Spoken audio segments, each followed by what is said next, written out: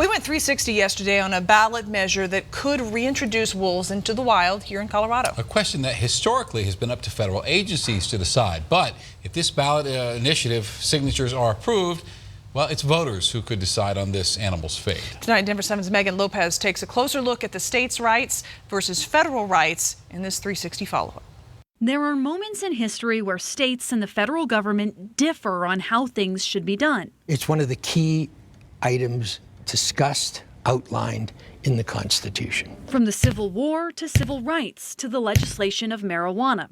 A discussion over state versus federal rights. It's an ongoing issue as to how we define that. Normally, the federal government has the final say. The federal government rules and regulations kind of oversee and dictate a lot of what we do at the state level. That's also true for the gray wolf. Currently, Colorado Parks and Wildlife does not have any management authority over gray wolves in the state of Colorado.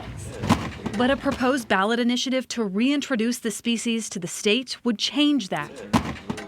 Historically, it's been up to U.S. Fish and Wildlife to decide when, how, and where a species should be reintroduced. This initiative gives that decision-making power to the voters, a first for the state. This would be a little bit different because it's kind of written by the outside and asks us to make a plan, but it's kind of forcing that hand versus us deciding to do that on our own. Even if it makes it on the ballot and passes, though, it's not going to be something that's an immediate process. That's because the gray wolf is still considered endangered. We can't even bring them in unless the state legislature also approves that to happen. In a statement, U.S. Fish and Wildlife told Denver 7 that wolves are recovering and no longer listed as endangered species in some states. It's even recommended full delisting, but in essence, we're kind of at the mercy of that delisting process right now. A decision on that is expected next year. If delisting doesn't happen and the measure is passed, the state would need to step in and approve the reintroduction.